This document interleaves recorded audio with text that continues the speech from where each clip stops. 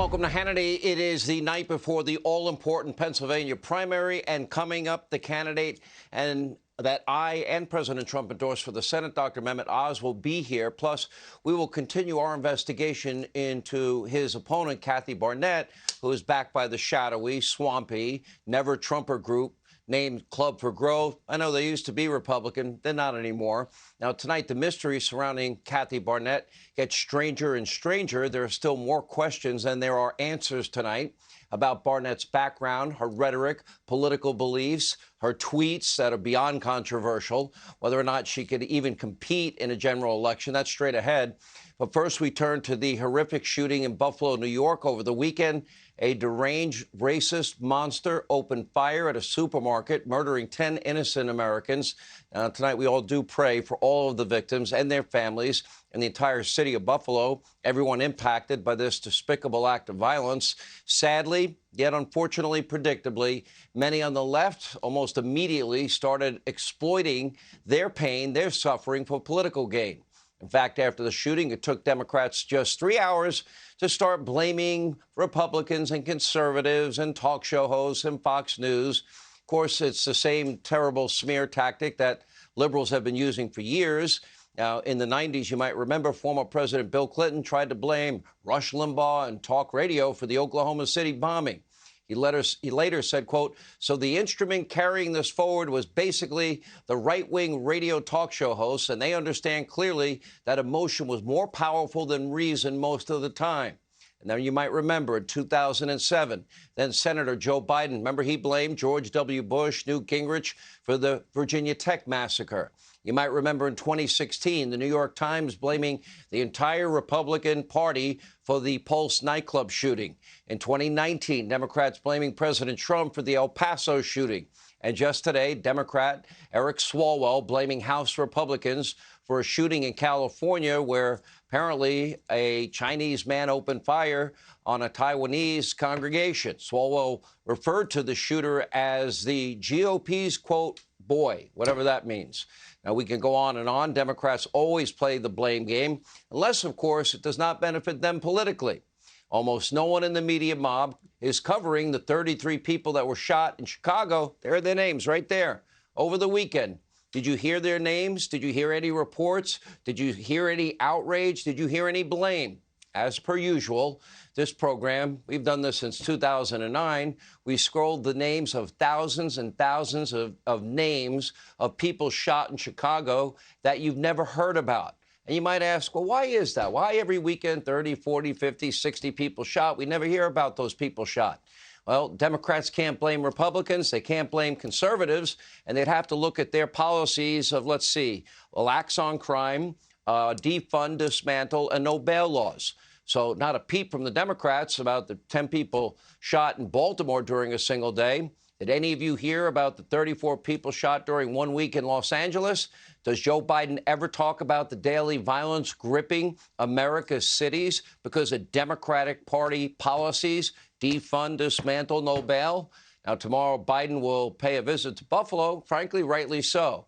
But keep in mind, he didn't visit Wisconsin last fall after Darrell Brooks murdered 6 and injured 62 during an attack on a Christmas parade. He didn't visit New York in April after a black nationalist named Frank James opened fire in a New York City subway shooting 10.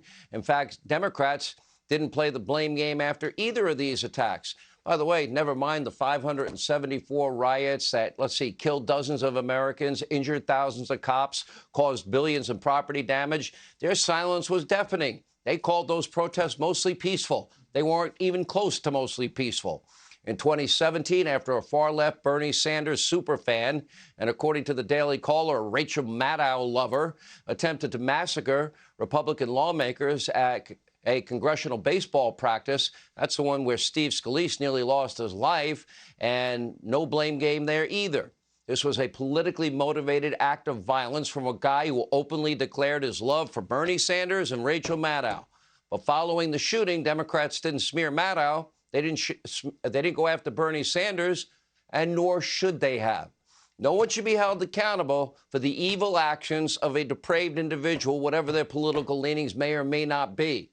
Everyone's responsible for their own conduct. In fact, right here on this program, when these incidents came up and they turned out to be big supporters of liberals, I have been saying it for years. Take a look.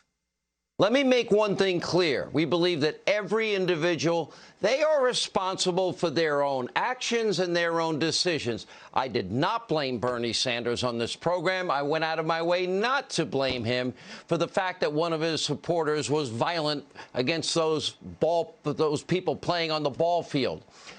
Now, earlier I said the same thing about Al Gore. Remember the Unabomber, radically far-left, environmentally conscious terrorist who was apparently an avid reader of Al Gore's book, Earth in the Balance for the Unbalanced. But I didn't blame Al Gore for the psychotic actions of Ted Kaczynski either. We've been remarkably consistent. We condemn all riots, we condemn all violence, and we don't blame people that did not cause people to act this way. Take a look. I thought we were always taught by the left, never blame the victim. For example, you have the Unabomber in his hut. Al Gore's book, Earth in the Balance, was in there. Did Al Gore inspire the Unabomber? That wouldn't be fair. Or you can take any number of examples where left-wing words do not cause people. You cannot say that words are causing people to be violent. But that's the narrative. On this show, we condemn all violence. We deplore all acts of hatred, all acts of bigotry. We stand up against racism where we see it. We refuse to exploit horrific loss of life for political gain. Democrats, liberals, the media mob should be ashamed of themselves, but sadly, they have no shame.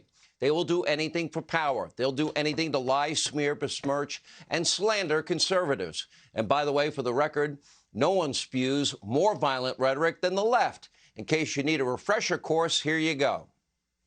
You cannot be civil with a political party that wants to destroy what you stand for, what you care about. Would I like to debate this gentleman? And I said, no. I said, if we were in high school, I'd take him behind the gym and beat the hell out of him. You got to be ready to take a punch. You got to be ready to throw a punch. You get out and you create a crowd. And you push back on them. And you tell them they're not welcome. Everyone should take note of that on both levels, that this isn't, they're not going to let up, and they should not. I want to tell you, Gorsuch, I want to tell you, Kavanaugh, you have released the whirlwind, and you will pay the price.